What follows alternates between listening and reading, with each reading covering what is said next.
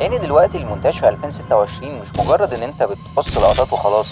حرفيا ما كانش عندي اي خبره في اي مجال، لكن بفضل ربنا الحمد لله النهارده بقى بيجيلي عروض بارقام كبيره جدا.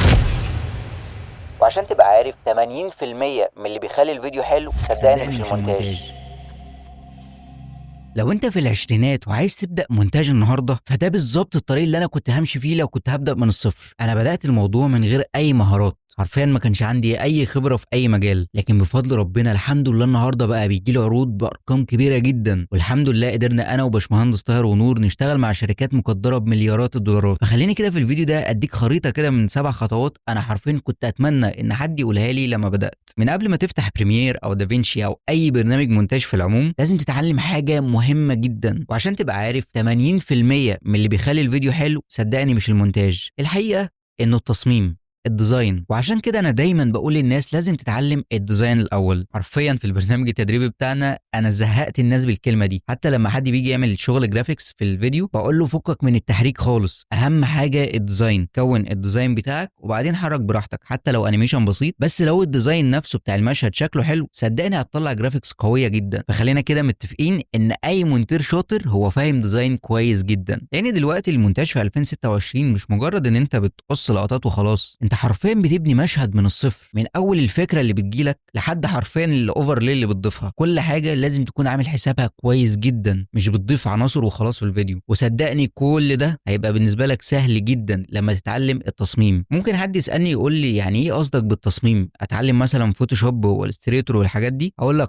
يعني دي الاساسيات اللي انت تبدا بيها، لان ده هيفتح دماغك جدا في المونتاج. ما تفكرش عشان هو فوتوشوب وله علاقه بالصور فانت مش هتستخدمه في المونتاج، لا. ومش بقول لك كلام وخلاص، انا نفسي بدات على فوتوشوب واشتغلت تقريبا سنه كجرافيك ديزاينر، بعدين دخلت في المونتاج. ومش محتاج ان انت تبقى بروفيشنال جدا في فوتوشوب والكلام ده، لا، انت بس بتتعلم الاساسيات بتاعته، اساسيات التكوين، اساسيات الالوان، ده حتى الادوات اللي في فوتوشوب حرفيا 90% موجوده في ادوات المونتاج. فعشان كده بقول لك الديزاين مهم جدا. وعشان كده برضو في البرنامج التدريبي بتاعنا ما نسيناش حاجه زي كده، احنا ضايفين سيكشن كامل عن الجرافيك ديزاين، من اساسيات التلوين للادوات لكل حاجه حرفيا. طيب اتعلمنا تصميم، ازاي بقى نحول ده لمونتاج شكله احترافي؟ الموضوع بسيط جدا، هتحتاج ادواتين، اداه واداه، يعني اتنين، ودول حرفيا اللي برشحهم لكل الناس: بريمير برو، افتر افكت. وبرضه لو حابب حاجه مجانيه ممكن تستخدم دافينشي، ده مجاني بالكامل، حتى انا بلون عليه. يعني هو قوي صراحه، يعني لا جدال في الحته دي، ولكن هو صعب جدا في التعامل ومش سلس كده. حتى المصادر اللي انت تتعلم منها قليله جدا، على عكس بريمير وافتر افكت والتناغم بقى اللي ما بينهم. هو كل برنامج متخصص في حاجه. بريمير برو الشغل الاساسيات، شغل السينماتيك، لكن افتر افكت فيه كل شغل الجرافيكس بقى والحاجات اللي زي دي. فدي طبعا ميزه كبيره ليه بريمير وافتر افكت عن دافينشي. في حاجه بس عشان ما انساش اقولها، لازم تبدا ببرنامج واحد، ما تبداش تتعلم بريمير وافتر افكت مع بعض او حتى تتعلم معاهم دافينشي، لا، اختار برنامج واحد بس وركز عليه. طبعا انت هتبدا بيه بريمير برو، هتتعلم عليه الاساسيات لحد ما تطلع فيديو بسيط، فيديو معمول له كات، معمول له تلوين، معمول له كابشنز، معمول له بي رولز، ساوند افكتس، والحاجات دي كلها دي الاساسيات بتاعه الفيديو. عشان كده برضو في البرنامج التدريبي مركزين جدا على الحته دي، انت تتعلم الاساسيات وتعرف تضيف الحاجات الاساسيه الاول اللي في بريمير برو. في كلاينتس كتير اصلا مش بيحتاجوا غير الشغل ده، زي مثلا الحاجات بتاعه البودكاست والحاجات دي، هو مش محتاج اكتر من كده، ان انت تعمل له كات، كابشنز، بي رولز بس، مش محتاج جرافيكس. الاساسيات دي ممكن تخليك عادي تجيب عميل وتدفع لك سعر قوي كمان. خلينا نلخص الموضوع ده ونقول ان المونتير بيعدي بثلاث مراحل: مبتدئ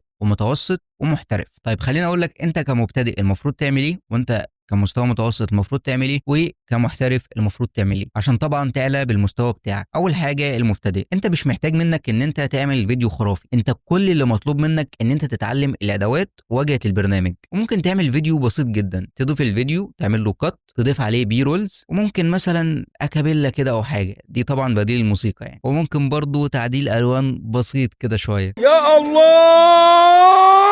طيب تاني مرحلة المستوى المتوسط، أول حاجة اتعلم الكاتس الاحترافية زي ال كات، الجي كات، سماش كات. Tagged a couple of cops. مش انك تعمل كاتس وخلاص، اتعلم كل كات فايدتها ايه؟ تاني حاجه ابدا اتعلم انيميشنز بسيطه، حاجات بالبوزيشن بالسكيل، الحاجات دي كلها تقدر تطلع منها انيميشن بسيط، مش محتاج مستوى خرافي ومش محتاج حتى افتر افكت، كل ده لسه على بريمير. وعايزك بقى تركز كويس جدا على الساوند افكتس، حرفيا هي 50% من احترافيه اي فيديو، بتنقل الفيديو في حته تانية خالص. الساوند افكتس ركز على الرايزر، الهيتس، الوشز. الرايزر اللي انت بتحمس بيها المشاهد، والهيت اللي انت بتفصله كده في صوت بيفصل كده، والوشز اللي هي الحركه بتاعت الفيديو. طيب الحاجه اللي بعد كده عايزك تتحسن اكتر في تعديل الالوان، يعني بدل ما كنت بتضيف كلر كوركشن وخلاص، لا عايزك تتعلم الكلر جريدنج، ان انت تعمل لوك احترافي للفيديو، لوك سينماتيك. اتعلم برضو ازاي تخلي ايقاع الفيديو على حسب الرساله اللي انت عايز توصلها. الايقاع ده سريع، انت محتاج تسرع الدنيا وتخلي الساوند افكت حاجات حماسيه اكتر، الاكابيلا اللي تستخدمها تكون برضو مشجعه اكتر، وفي نفس الوقت تتعلم ازاي تبقى الايقاع بتاعك بطيء، تعكس بقى كل الحاجات اللي قلتها لك دي. الاكابيلا تكون صوتها هادي، الساوند افكتس ما تبقاش كتير، كل فيديو على حسب الرساله اللي انت عايز توصلها. طيب هننتقل لثالث مرحله، المستوى الاحترافي. هنا بقى هتبدا تتميز عن 99% من الاديتورز. تعلم اول حاجه الموشن ديزاين، وده هتستخدم فيه الافتر افكت اللي هو تقدر تعمل بيه شغل جرافيكس. اتعلم الكي فريمز كويس جدا وركز عليها وخد وقتك فيها، يعني دي هي اصلا الانيميشن. يعني ثالث حاجه هتلاقي في الكي فريمز دي حاجه اسمها الجراف اديتور، دي تعلمها حرفيا، عايزك بص اقعد فيها اسبوع كامل، دي بتخلي اي انيميشن احترافي جدا، فخد وقتك فيها وتعلمها كويس. بعد كده بقى عايزك تتعلم الترانزيشنز، ازاي تنقل من مشهد للتاني بكل سلاسه من غير ما المشاهد اصلا يحس. عندك بقى اشكال كتيره جدا من الترانزيشنز، اسمع لها فيديوهات كتيره وتعلمها بالتفصيل، وانا في البرنامج التدريبي ضايف كل ده، ضايف فيديو كامل عن الترانزيشنز والحاجات السينماتيك. مع الترانزيشنز هتتعلم الكاميرا في افتر افكت قويه جدا، هي اللي بتعمل بيها الشغل الجرافيكس، وعلى فكره هي مش سهله، انا حرفيا ضايف فيديو كامل بس عن الكاميرا كده في البرنامج التدريبي لوحده كده، ما بيشرحش اي حاجه غير الكاميرا. طيب في حاجه بقى مهمه عايزك تعرفها، ما ينفعش تشتغل على كل الستايلات مره واحده في البدايه، ركز على ستايل واحد بس. شوف بقى انت عايز تتميز في ايه، ستايل مثلا العقارات، ستايل المطاعم، ستايل البيزنس، حاجات البودكاست البسيطه. مش هتشتغل في كله مع بعضه، مش عميل يجي لك بتاع عقارات تقول له انا هقدر اعمل لك الشغل، عميل يجي لك بتاع بيزنس تقول له انا هقدر اعمل لك الشغل، ده غلط تماما. طبعا انت اللي بتختار العميل مش هو اللي بيختارك. طيب وده ينقلنا للبورتفوليو،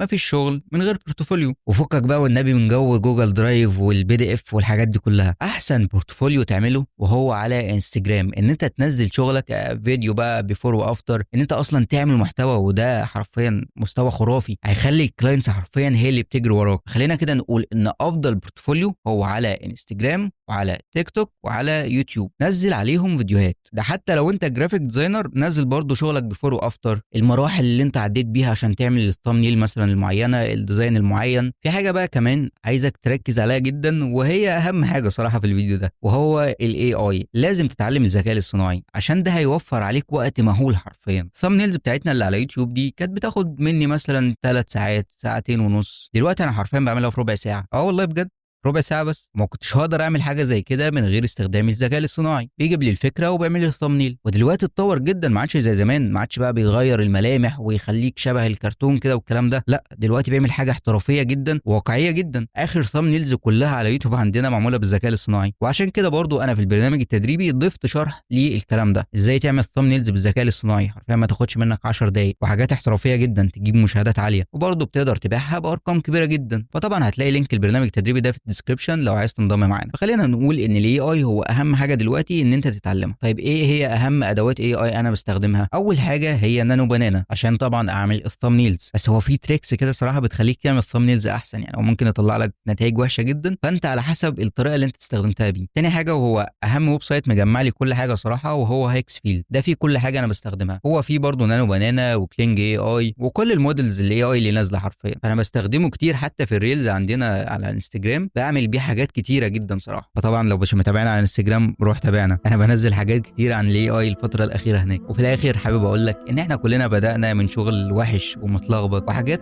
اترفضت كتير وحاجات اتقال عليها وحش كتير، فانت لازم تكون متقبل ده في البدايه، ولازم تعرف ان الموضوع بياخد وقت مش مجرد يوم او 2، فانت توكل على ربنا وان شاء الله تتعلم وتوصل لهدفك. واحنا عملنا لك كتاب مجاني هيعلمك افضل 3 مهارات بالاي اي تستخدمهم وتدخل منهم فلوس، فهتلاقي كل اللينكات في الديسكربشن، البرنامج التدريبي بتاعنا او الكتاب اللي انا قلت لك عليه، على فكره هو بشكل مجاني. وقولوا لنا في الكومنتات عايزين الفيديوهات الجايه تبقى عن ايه، واشوفكم الفيديو الجاي. سلام.